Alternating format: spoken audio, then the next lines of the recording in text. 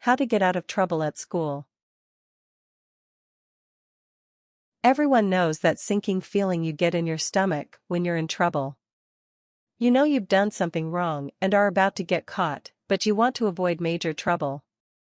When the teacher or principal calls out your behavior, there are a few things you can do to avoid a tricky situation. Method 1: Acting your way out of trouble. 1. Be confident when you're being questioned. If you are lying about breaking a rule, don't show that you're nervous. Keep eye contact with the person you're speaking to. It may be difficult, but they are more likely to believe you if you look them in the eyes while you're telling your story. Stand up straight. People who are lying unconsciously lean back to get away from the person they're having a conversation with. Don't stammer or say, These are signs that you're nervous and making up what you're going to say. Use strong, clear speech. 2. Cry if you feel comfortable enough faking it. The teacher or principal might take pity on you if you act upset. Pretend you're crying because you can't believe they would accuse you of bad behavior. If you pretend to cry because you're sorry, then you will probably still face consequences for whatever you did wrong. If you get upset enough, you may even get an apology from the teacher or principal. You also just might be allowed to miss a little bit of class to compose yourself. 3. Be extremely polite and obedient.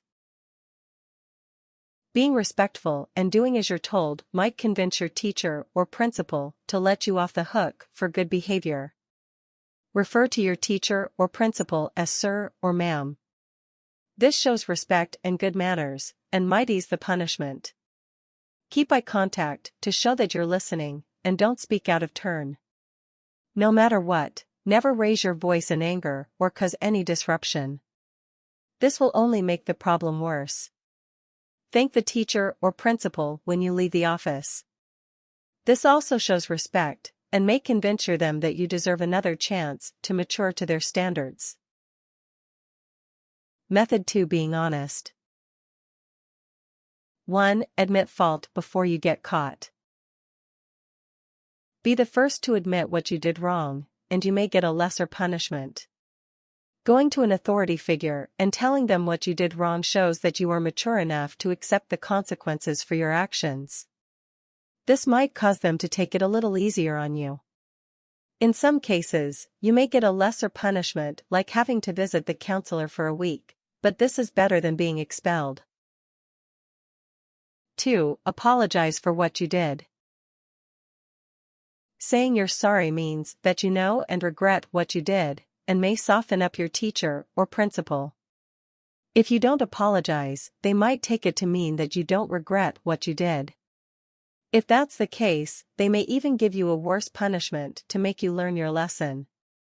Tell them that you won't ever do it again. This shows that you have learned from your mistake. A well-written apology letter is a great way to help get yourself off the hook.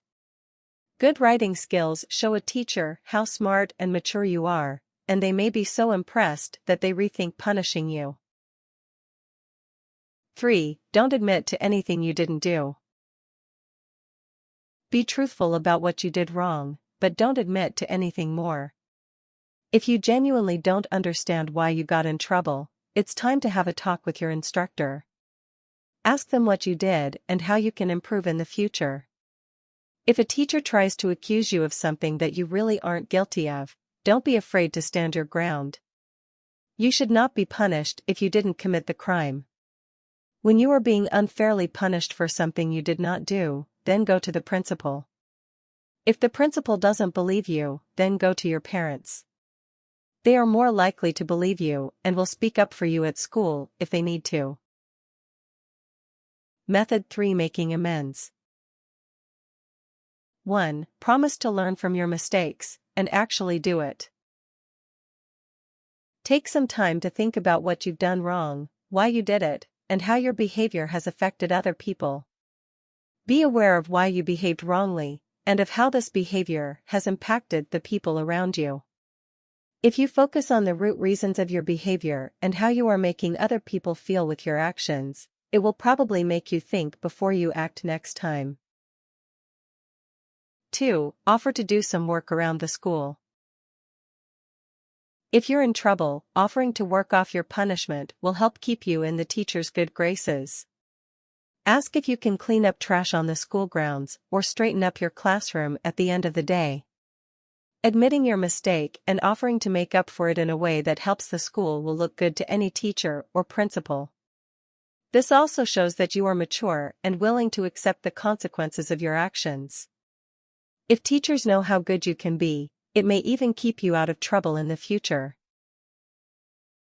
3. Volunteer to mentor younger students. If you have a younger person looking up to you for cues on how to act at school, you are more likely to behave.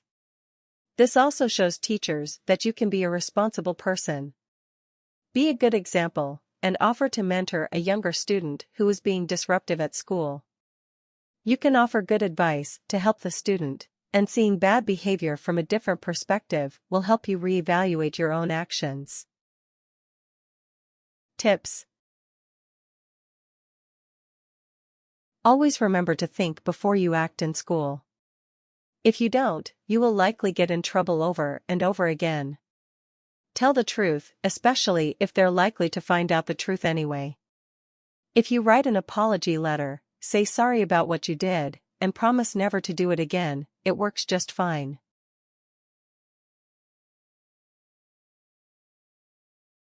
Warnings. These tips won't work for everyone in every situation. You might just have to accept your punishment and move forward.